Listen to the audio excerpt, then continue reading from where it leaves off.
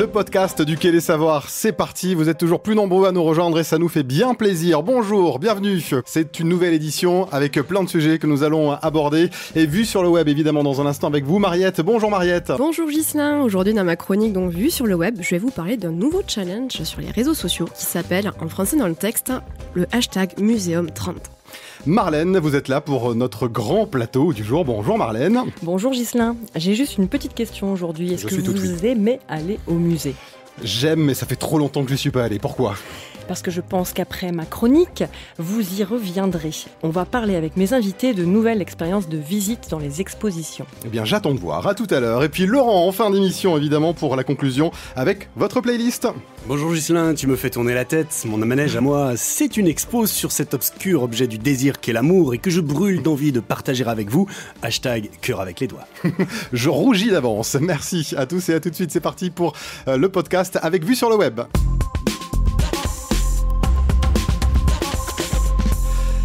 Elle est nos yeux sur la toile, celle qui nous fait découvrir tout ce qu'on a laissé échapper sur le net, vue sur le web avec Mariette. C'est parti.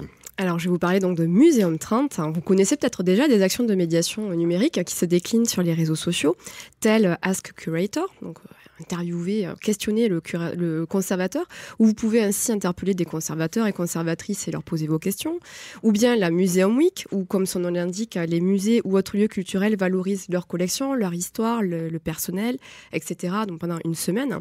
Et bien aujourd'hui, je vais vous parler d'un autre challenge international, donc le Muséum30.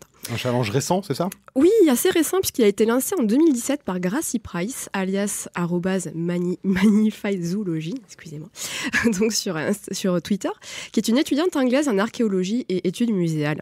Donc c'est la 3e édition de ce challenge cette année, que vous pouvez suivre sur plusieurs réseaux sociaux pendant tout le mois de novembre 2019, donc sur Instagram, Facebook, Twitter. J'ai plutôt l'impression que c'est plus présent donc sur Twitter, vraiment plus actif comme hashtag, et avec une très forte part quand même de musées ou de personnel, donc de personnes anglaises. À ma connaissance, cette année, il n'y a que 3 musées français qui ont participé, dont le musée Saint-Rémy, qui est le musée donc, d'archéologie de Toulouse, par le biais de quelques-uns des membres de son équipe. Et c'est d'ailleurs grâce à eux que j'ai découvert ce challenge. Donc, merci le MSR.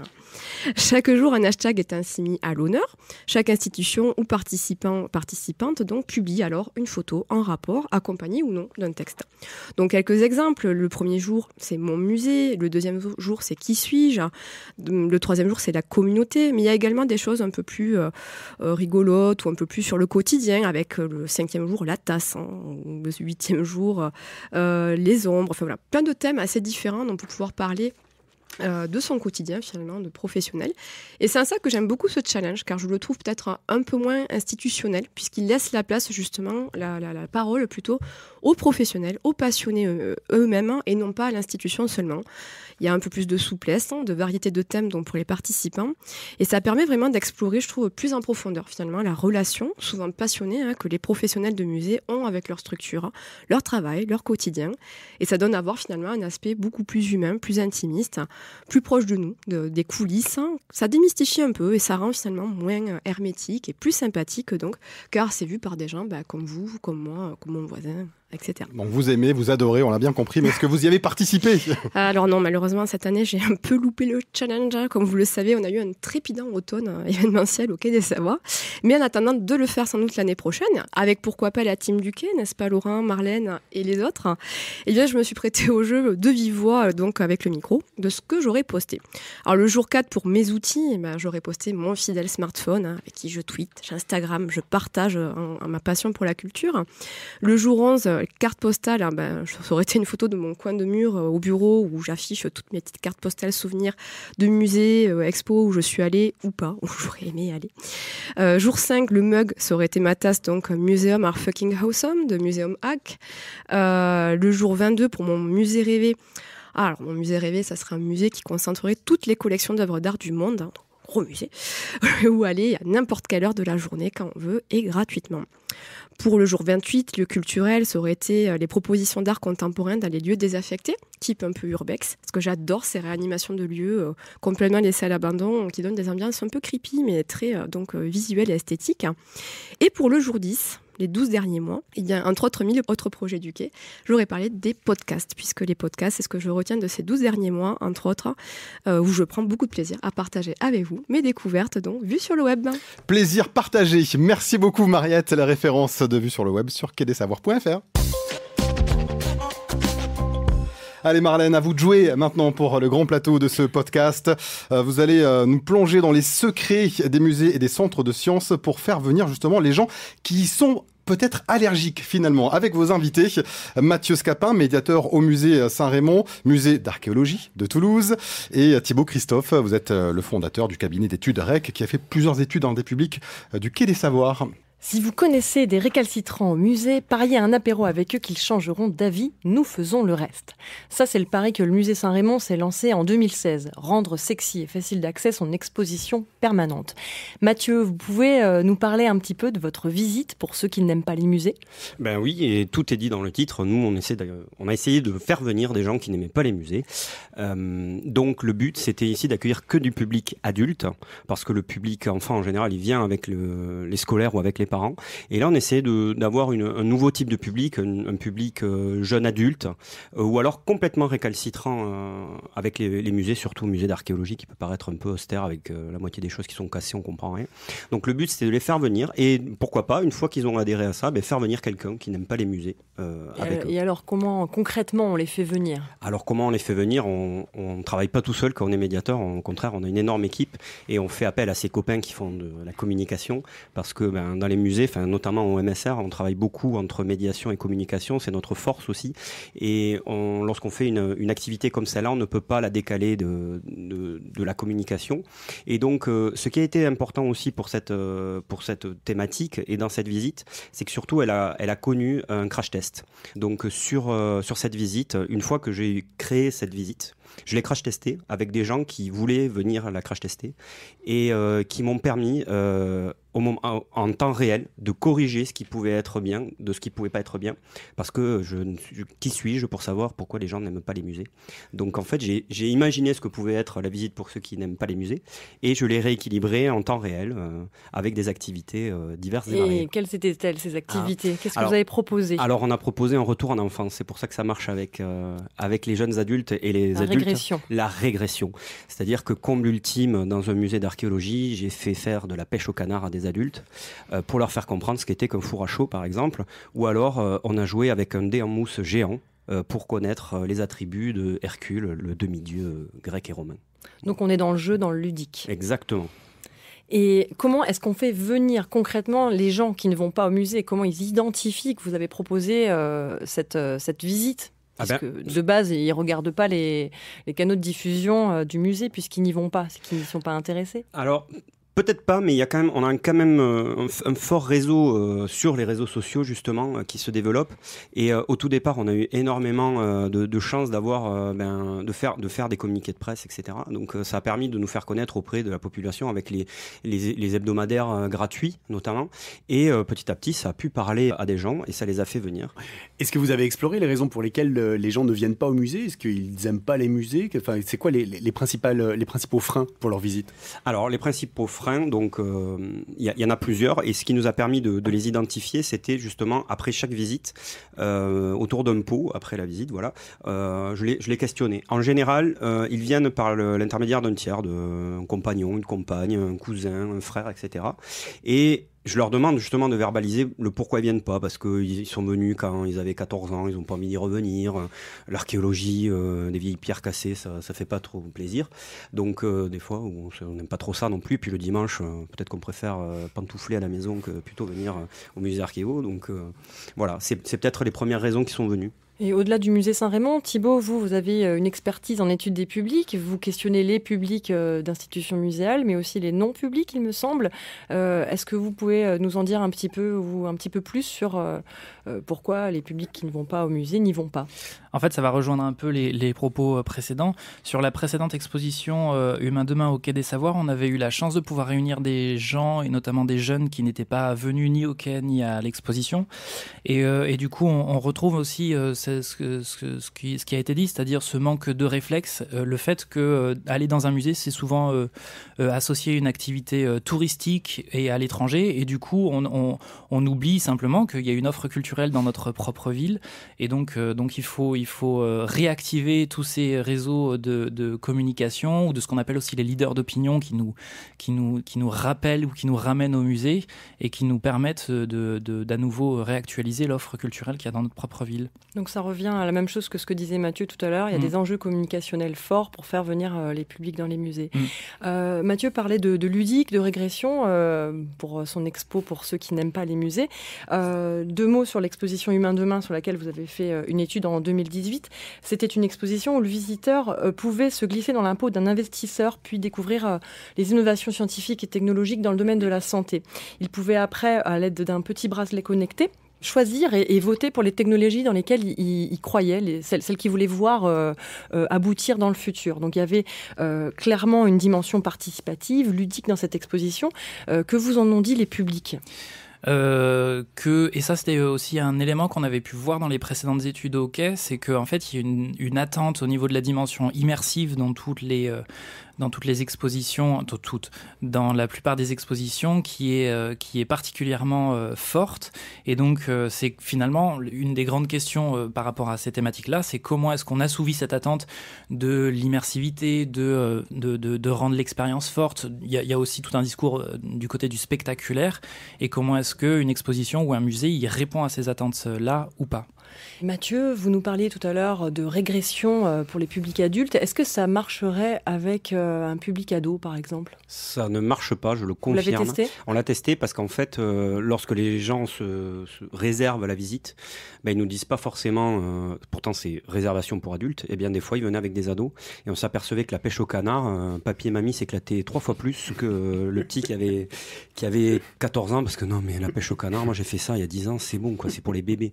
Et donc ça ne marcherait pas a priori, en tout cas quand on a un mélange des générations. Peut-être si on avait que des jeunes de 14 ans entre eux, ça marcherait.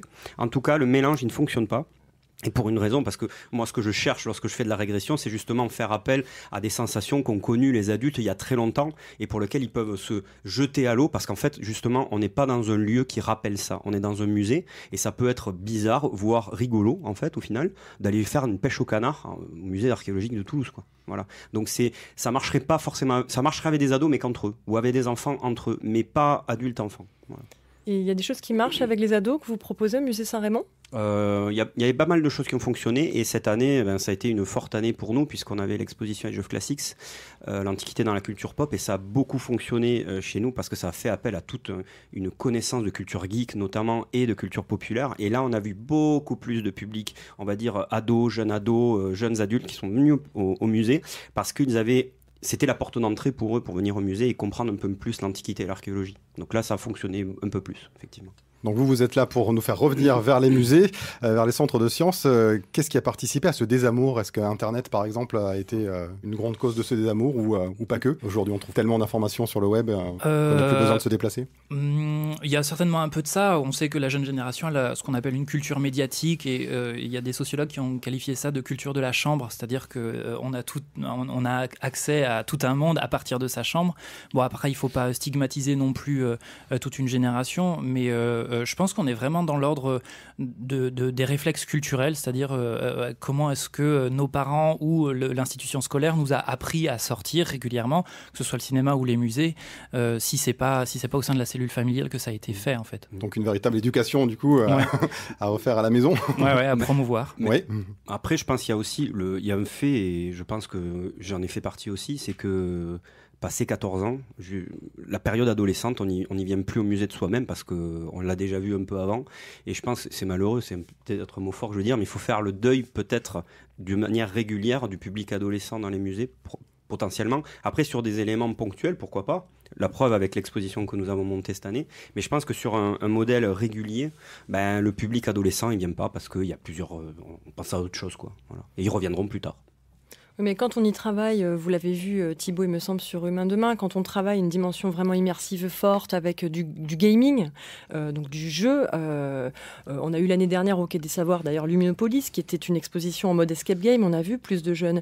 Il me semble que sur Humain Demain, c'était un peu la même idée, vous les avez observés ces publics jeunes? Ouais, là ce qui était assez intéressant, c'était plutôt, encore une fois, toutes les références à la pop culture, et nous on avait plein de discours, notamment autour de personnages de Marvel qui revenaient dans l'exposition. Ça marche plutôt bien, parce qu'en effet, il y a un côté assez intergénérationnel en fait dans ces références culturelles-là. Ensuite, du coup, ce qui était assez intéressant dans l'exposition, c'est qu'il y avait une forme de décalage entre la proposition immersive et assez futuriste à cause ou grâce à la thématique, et le fait qu'il y avait des dispositifs muséaux qui étaient entre guillemets passéistes. Ça, c'est je prends en charge le discours de certains publics, avec des cartels, c'est-à-dire que d'un seul coup, la présentation de l'exposition, elle ne se faisait pas forcément à travers des discours et des dispositifs muséaux futuristes, mais on retombait dans des dispositifs un peu plus liés au passé. Et le cartel, c'est le texte. Oui, pardon, c'est le texte qui est à côté d'une œuvre qui est explicatif. Et du coup, certains publics trouvaient qu'il y avait parfois un décalage entre cette proposition artistique et puis le dispositif d'explication. Oui, alors on retombe toujours dans le sempiternel débat entre la présence des textes dans les expos, puisqu'on dit en gros les textes c'est pour les vieux, et puis on connaît des expériences où on met pas de texte, et là on se fait engueuler aussi parce qu'on nous dit mais il n'y a pas de texte dans cette expo. Donc le rapport au texte il est quand même assez ambivalent, non, pour les publics? Il est très ambivalent, et moi de ma modeste expérience, ça me fait questionner plutôt par rapport à une question de cible, c'est-à-dire qu'à partir du moment où la grande majorité des expositions se disent grand public ou tout public, ça veut dire qu'elles doivent gérer une toute attente ou une grande attente en fait. Derrière ça, ça veut dire une diversité d'attentes qui est théoriquement pas possible à assouvir. Bon. Et la dimension spectaculaire, c'est quelque chose aussi au musée Saint-Rémy sur laquelle vous travaillez, que vous envisagez, parce qu'on entend aussi assez souvent parler de cette idée de rendre les visites au musée spectaculaires, émouvantes. On parle d'expérience de visite. Alors oui, spectaculaire, pas dans le sens incroyable, démesuré, etc., mais plutôt dans l'idée de rendre le visiteur pour une dernière fois et une bonne fois acteur de sa visite, c'est-à-dire qu'il n'est plus là pour subir ce qu'il voit, mais il fait partie vraiment de l'ensemble du musée. On va chercher des infos, certes, mais c'est aussi qu'est-ce que ça peut m'apporter à moi en tant que visiteur. Et ça, il y a plein d'outils qui peuvent l'apporter au musée. Nous, on a fait des choses très banales qu'on peut retrouver dans d'autres musées, mais par exemple mettre des petites mallettes de jeux. Alors ça va passer par le jeu, certes. Alors on peut se dire ouais, mais les jeux c'est pour les enfants, mais pas du tout, parce qu'on s'aperçoit qu'il y a beaucoup d'adultes qui les utilisent. Et en fait, c'est de se dire, on en revient au texte. Moi-même, le premier, j'ai pas honte de le dire, quand je vais dans un musée, lire les cartels et les textes, ça m'embête péniblement. Donc, je vais pas forcément les lire. Mais par contre, par des jeux, par une sensibilisation, en mettant vraiment le visiteur comme acteur, c'est-à-dire qu'il va faire des choses, il va se déplacer, il va mieux comprendre, et je pense qu'il va trouver ça moins barbant. Et donc, c'est peut-être dans ça qu'il faut aller, même s'il faut quand même du texte, de façon ou d'une autre.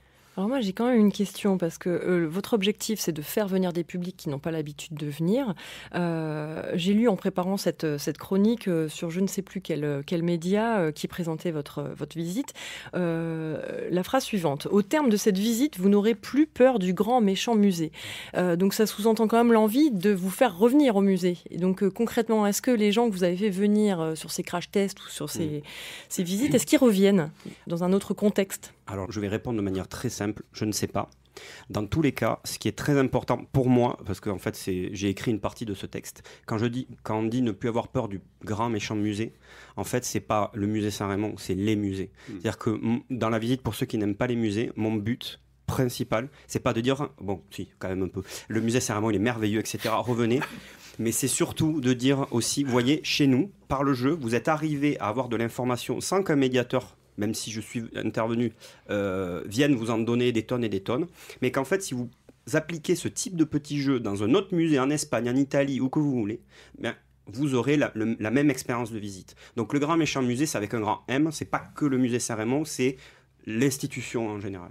Mais est-ce que vous n'avez pas l'impression que vous n'êtes pas les seuls à dire ça? Nous-mêmes au Quai des Savoirs, c'est ce qu'on dit, le Muséum d'histoire naturelle et plein de musées en France et même en Europe et même dans le monde. Donc j'ai l'impression qu'on travaille tous dans la même direction. Est-ce que vous n'aurez pas le sentiment que l'image du musée évolue quand même dans la représentation des publics, chez les publics? Parce que d'un autre côté, il y a aussi plein de musées où il y a plein de monde. Il y a plein d'expositions qui ont beaucoup de succès. Alors on est peut-être sur des sortes de blockbusters, mais il y a quand même beaucoup de fréquentation dans les musées de manière globale. Oui, et pour compléter vos propos, Laurent, faut savoir que entre 2002 et 2017, on est passé de 33 millions de visiteurs dans les musées en France à près de 65 millions. Donc on a quand même une augmentation très importante des fréquentations dans les musées. Mais il me semble que du coup, pour rejoindre ce qui a été dit sur le musée Saint-Rémy, c'est qu'en fait, on sent bien, et ça se mesure pas sur une semaine, un mois ou 6 mois ou un an, c'est que comme on est sur cette histoire de culture, ça prend du temps, ça prend même, on peut même dire une génération, c'est-à-dire 20 ans globalement, et on en mesure les effets depuis les années 2000. Aujourd'hui, finalement, on voit bien qu'il y a une massification au niveau des entrées au musée au pluriel. Et donc pour reprendre vos propos, aujourd'hui donc la visite d'un musée ou d'une exposition ne se résume plus à un parcours passif. Vous l'avez dit Mathieu, on parle de visite acteur. C'est une vraie expérience où le visiteur interagit, réfléchit et joue. Et si vous aussi vous souhaitez jouer les jeux, je vous donne rendez-vous sur le site du musée Saint-Rémy pour savoir quand est-ce que les prochaines visites seront programmées. Et sachez qu'à partir de décembre 2019, le Quai des Savoirs accueillera l'exposition Code Alimentation. Merci beaucoup Marlène, merci à tous les deux. Voilà, vous n'êtes plus allergiques au musée grâce à nous. Allez, voici la playlist de Laurent pour terminer cette émission.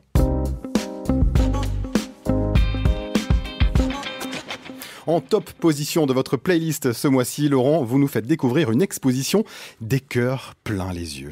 Je fais souvent ce rêve étrange et pénétrant d'une femme inconnue et que j'aime et qui m'aime et qui n'est chaque fois ni tout à fait la même, ni tout à fait une autre et m'aime et me comprend. C'est de vous ? Paul Verlaine. Valérie s'ennuyait dans les bras de Nicolas, mais Nicolas, celui-là, ne le savait pas. Isabelle a attendu, mais Patrick n'est jamais reparu. Ah, l'amour. Je ne sais pas si toutes les histoires d'amour finissent mal, en général, comme le chantait Lerita Mitsuko, mais au-delà des poèmes, des chansons, des films, des romans et de toutes les créations dont les humains font preuve pour exprimer leurs sentiments, l'amour méritait bien aussi une grande exposition pour essayer de mieux le comprendre. C'est chose faite avec l'expo de l'amour créée par le Palais de la Découverte à Paris, que je vous invite vivement à visiter d'ici au 30 août 2020. Alors je t'aime moi non plus, l'amour et les sciences ne font pas forcément mauvais ménage. Au contraire, cette expo vous propose un tour d'horizon des dernières connaissances à propos de l'amour et de toutes celles et ceux qui le ressentent, le partagent, le donnent, l'espèrent, le masquent, le hurlent, le noient ou le provoquent, c'est-à-dire à peu près 100% de l'humanité passée, actuelle et à venir. Comme le disent très bien les auteurs de cette expo dans l'un des textes d'introduction, l'amour, ce sujet qui concerne chacun, chacune d'entre nous, quelles que soient les cultures et les époques, reste insaisissable. Structurant et instable, réconfortant et risqué, éphémère et éternel, il est de nature ambivalente. Depuis quelques années, un certain nombre de chercheurs replacent l'amour au centre de leur questionnement et tentent de répondre à cette question cruciale, c'est quoi l'amour ? I'm still loving you, Ghislain. Alors, je ne vais pas tout vous dévoiler les contenus et expériences proposés par cette expo. Sachez simplement qu'elle traite de l'amour au sens large du terme, pas uniquement le thème de l'amour amoureux, de la passion charnelle, celui que les Grecs avaient baptisé Eros, mais aussi de l'amour désintéressé, de l'amitié et du lien social avec des sentiments tels que l'altruisme ou l'empathie, ou encore de l'amour familial avec des récits personnels à la fois touchants et éclairants. Car love is all you need, et c'est bien ce dont témoignent les anonymes comme les artistes et poètes mis en scène dans cette expo, tout comme les scientifiques qui en décryptent les mécanismes jusqu'au fin fond de notre cerveau dans une installation multimédia remarquable ou à travers l'étude de nos comportements. Saviez-vous, Ghislain, par exemple, que c'est d'abord sur le lieu de travail que les rencontres amoureuses et les couples se forment en France ? Mais que c'est là aussi que les gens prennent le plus de temps avant de passer à l'acte. Nos comportements numériques sont aussi passés au crible des sociologues et autres chercheurs en sciences sociales avec une mise en scène amusante de sextos et autres SMS. Mon manège à moi, c'est toi, et vous en apprendrez plus sur l'attachement, à la fois dans ses dimensions psychologiques, il existe 4 principales formes d'attachement, mais aussi dans sa dimension neuroscientifique, avec tous les récents travaux sur l'ocytocine, la molécule de l'attachement, que vous pouvez déjà explorer sur la chaîne YouTube du Quai des Savoirs, en regardant la conférence de Laure Verret. Peut-on contrôler le comportement maternel ? Que je t'aime. Enfin, si vous êtes un peu perdu entre les définitions de transgenre, agenre, cisgenre, ou si comme moi vous n'aviez jamais entendu les expressions « faire éternuer son cyclope » ou « amener Prosper au cirque », cette exposition est l'assurance de passer un excellent moment en couple, avec des amis, avec vos enfants et même pourquoi pas de sauter le pas et de faire votre déclaration. Je vous aime, merci beaucoup Laurent, mais quel poète. De l'amour, une exposition à découvrir au Palais de la Découverte à Paris jusqu'au 30 août 2020. Et pourquoi pas ici, au Quai des Savoirs, Laurent ? Qui vivra verra. Merci beaucoup Laurent. C'est la fin de ce podcast déjà, donc merci de nous suivre toujours plus nombreux sur nos plateformes Ocha, Deezer, Spotify, Google Podcast, Apple Podcast. Vous ne pouvez pas nous rater. Continuez à mettre les petites étoiles sur nos émissions à chaque fois que ça vous a plu, évidemment. À très bientôt pour de nouvelles aventures. Restez curieux. Merci beaucoup Vincent Navarro et Laurent Codoul à la technique de cette émission et Arnaud Maisonneuve, grand réalisateur devant l'éternel de ce podcast. On se retrouve très vite. Restez curieux. Ciao!